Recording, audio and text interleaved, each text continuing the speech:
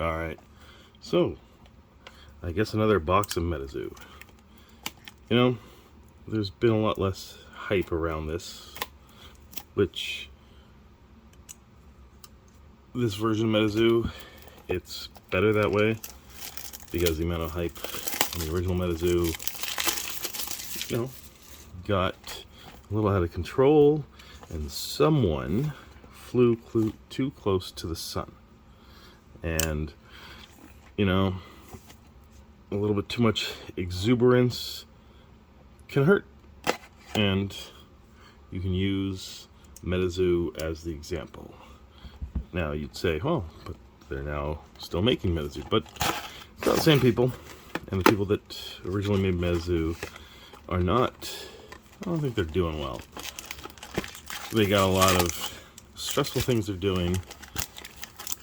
Court stuff, whatever, and also in the industry their name is kind of mud, so their chances of making a product that people would buy are diminished, even if that product is amazing, even if it's not a collectible card game.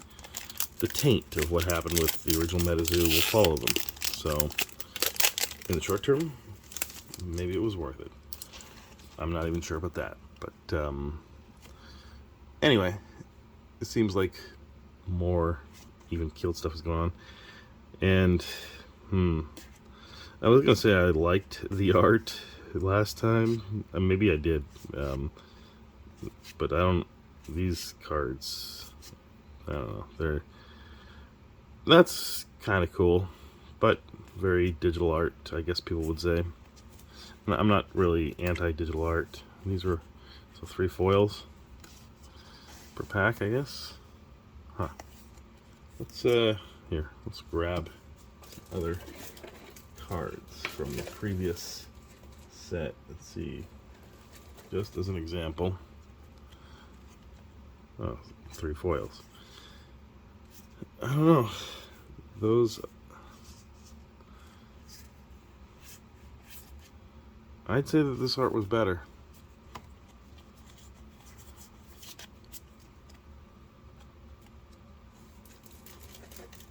A little bit. I mean, it doesn't really do much for me, but you know, there's at least one person in the store that wants to buy MetaZoo, and kind of for the same reason I bring it in, because of the, I don't know, it's part of what's been happening, right? And it's a cautionary tale to some. So we guys are, I don't even know what the rares are in this. I guess I could look. Are they numbered or colored? 122.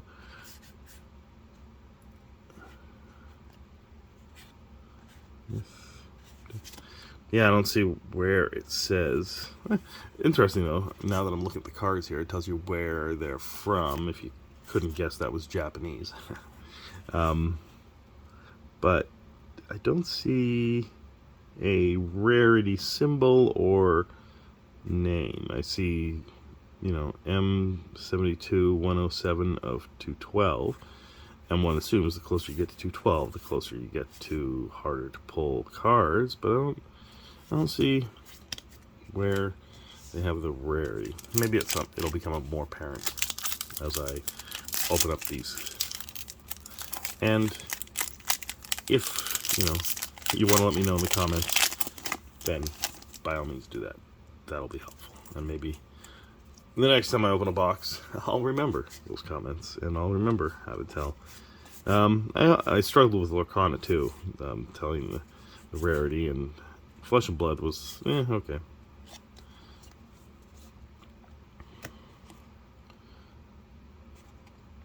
Ogiwa is from Marion County, West Virginia, huh?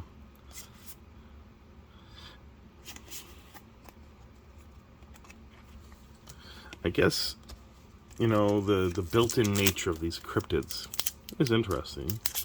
And I mean, I guess, sometimes watching these documentaries, or if that's what you would call them, about cryptids. And, you know, when I was a kid, I liked Bigfoot stuff.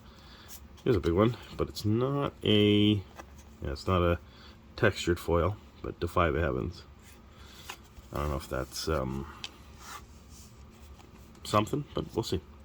But yeah, the, you know, when I was a kid, the Bigfoot, the Loch Ness, all that kind of stuff. So, and even listening in the 90s in my car to Coast to Coast Radio and talk of different cryptids, and I didn't know there were so many cryptids. And then with MetaZoo, I really didn't know that there were so many cryptids.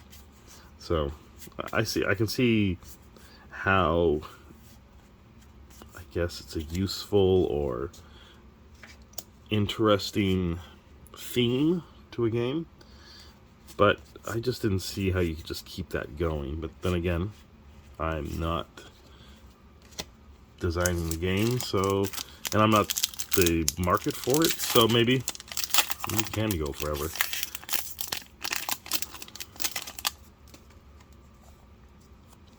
You know, I'm thinking about it. On the back of the cards, you can see the logo, and I'll show you again in a second, which, I mean, you just saw. You can see the logo, right? And remember May the Zoo Be With You, Kitchen Table TCG's podcast. They pointed out that this font, or I guess typeface, is a purchasable font somewhere on some website. So, like, it's not trademarkable. It's not, at least the original one, and this one looks like the original one. It's not copyrightable, and that's kind of why May the Zoo Be With You can use the exact same typeface and get away with it, because you, the people of MetaZoo just don't own it. And I guess they had to kind of, oh, here's the texture foil, so I guess the rest of the box is downhill from here. Squonk. I don't know.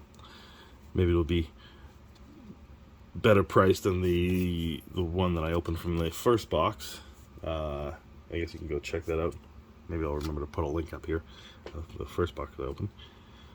So, the Squonk. I don't even know who the Squonk is. Let's see. Look more in Pennsylvania, USA. Okay. Well, the other one had, you know, a town and in the state. This was just widely Pennsylvania. This thing moves around. It's 220 of 212, so that's, you know, that just tells me that it's part of the secret rares that have the textured foil, and there's maybe at least 8 of them. I don't know. Again, it doesn't tell me the rarity, and I don't think it's a colored rarity.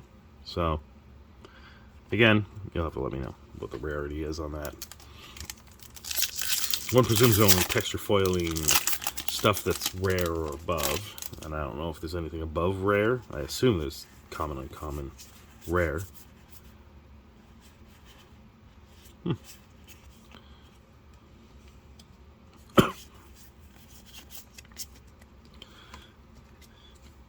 Yeah, so they can't really change this typeface because they got to connect it to the old game, right?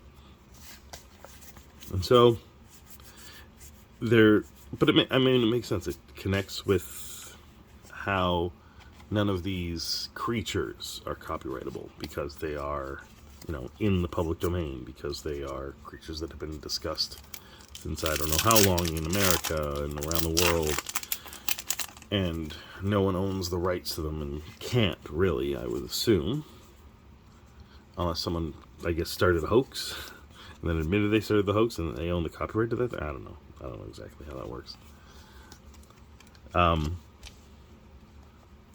mean, actually, I guess you could say that maybe at least few of the cryptids could have just been started by some enterprising person in the 1700s or 1800s that was basically trying to sell merch for that thing, right?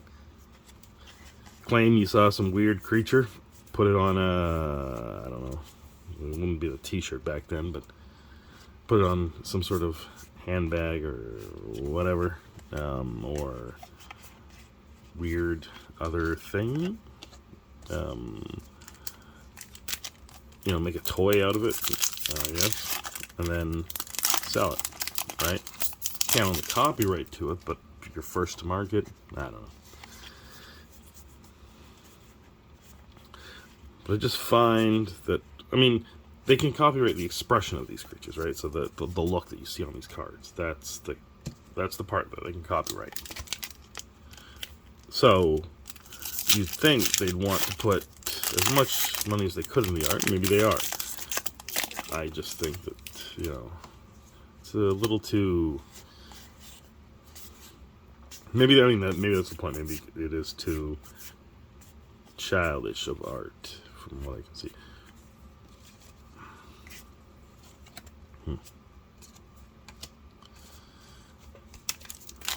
But Torrential Tides, I'm not seeing a lot of water creatures in here. The set naming convention is sometimes weird. I think Magic overall keeps their set names, and that the cards in the set name actually mean something to the set name, right? Monkey Mirage. Oh, it's another texture foil. That didn't happen last time. So it's possible to get 2 textured foils in a box. Did not know that. So which one's better? Monkey Mirage or Squonk? Let me know. I'll bring them both up closer to the camera.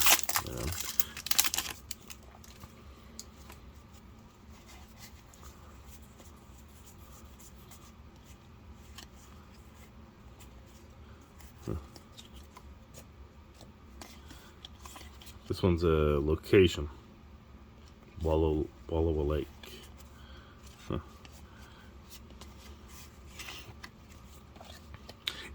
It's sometimes when people are doing box openings, Pokemon, Magic, or whatever, they start talking about like, oh, I'm getting lots of hits in this box, and if it's a different set, and then those box openings tend to get lots more hits, and I would think that, let's say there's X number of mythics or secret rares, right, in a box. Let's say that in the total set there's a certain number. That doesn't matter as much. It's that you're going to get, let's say, 5 of these really cool cards in every box in one set.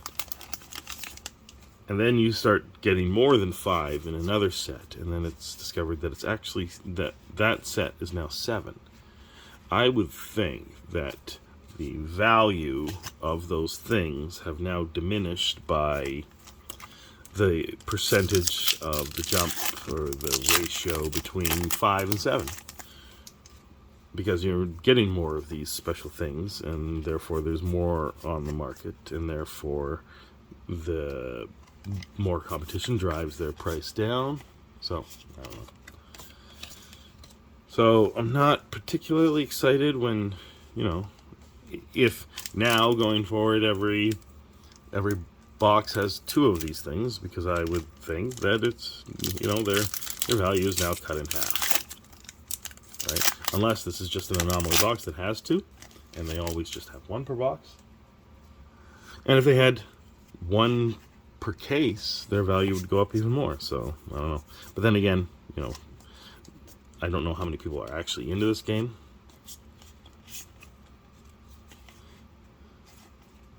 The design is more like, I guess, playing cards, like where the things are set up on the card, big numbers, so you can read them. But again, this could just be marketed at a younger audience. But I mean, that younger audience doesn't really have money. They rely on their parents to buy them, their boosters to open them. So, I mean, obviously, you see that even in the pile to the side.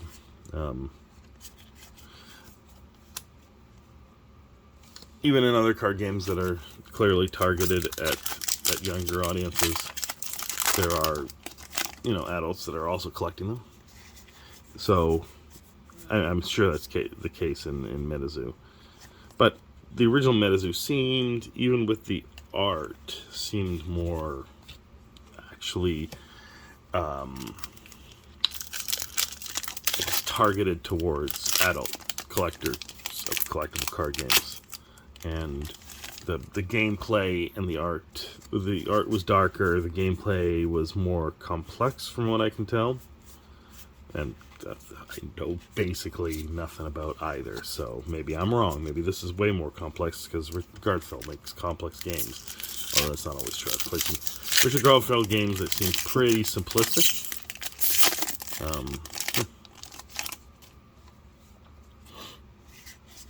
It's interesting though, they didn't just connect us to the old MetaZoo. They really should have. I mean, if they... this Meteor Strike is interesting. Nice little card. Because I'm sure they could have just reprinted the old sets if they were worried about people not having access to powerful cards. I don't know. Maybe they'll do some meta thing where they actually bring back the old cards and somehow, you know, for like a set, they're like part of the game. And then people need to deal with that. I don't know. Anyway, let me know what you think. Here, we'll take a look at these two texture foils. I'm guessing the Monkey Mirage is better, only because people like monkeys more.